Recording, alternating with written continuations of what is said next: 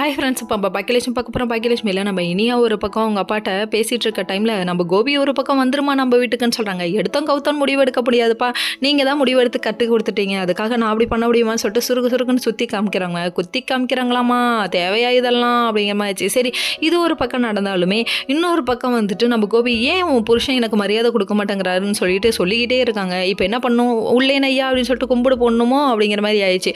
அதுக்கப்புறம் பார்த்தா சிரிக்க ஆரம்பிச்சிட்டாங்க. நம்ம இனியா என்ன விஷயம்னு சொல்லி கேட்குறீங்களா?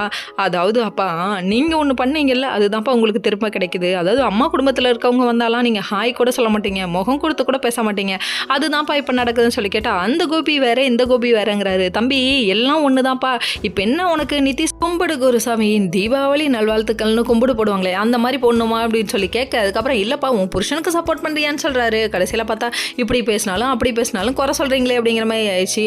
அதுக்கப்புறம் நம்ம பாக்யாவுக்கு மனசே அடையலைங்க. என்ன விஷயம்னு சொல்லிட்டு நம்ம இனியாட்டே கேட்க ஆரம்பிச்சிட்டாங்க. இனியா ஒரு பக்கம் ரெஸ்டாரண்ட்டுக்கு போகிறாங்க. அங்கே போனதுக்கப்புறம் என்னாச்சு உங்கள் அப்பா வேற ஒரு மாதிரி பேசுகிறாருன்னு சொல்லி கேட்க, அதெல்லாம் ஒன்றும் இல்லைம்மா, உன்னை மாமா காம்படிஷன் கூப்பிட்டு போகிறேன்னு சொல்லிட்டு கிளம்புறாங்க. டே, ஆனால் ஒன்றா காம்படிஷன் நடத்துகிறீங்கடா, நல்லா வருவீங்கடா நீங்கள் அப்படிங்கிற மாதிரி ஆயிடுச்சு. ஃபர்ஸ்ட் ஸ்டார் ஹோட்டலில் காம்படிஷன் நடக்குதுன்னு சொல்லி கேட்டால் அப்ளிகேஷனே கொடுக்க மாட்டேங்கிறாங்க. கேட்டால் உங்களுக்கெல்லாம் எங்கெங்க முடியும், உங்களாலாம் எங்கெங்க முடியும், ஒரு பொண்ணால் முடியாதுன்னு நினைக்காதப்பா, அது கண்டிப்பாக முடியாதுன்னு நினச்சிங்கன்னா அதை சாதிச்சு காமிக்கிறதே அவங்களோட வேலைடா அப்படிங்கிற மாதிரி ஆயிடுச்சு. உங்களுக்காகவே நீங்கள் சாதிக்கணும் பாக்கி அப்படிங்கிற மாதிரி ஆயிடுச்சு. நெகட்டிவாக பேசாதீங்கம்மா, உங்களால் கான்ஃபிடென்ட்டாக முடியும் நீங்கள் சொல்லுங்கம்மா அப்படிங்கிற மாதிரி இனியா சொல்ல ஆரம்பிச்சிட்டாங்க. ஓகே.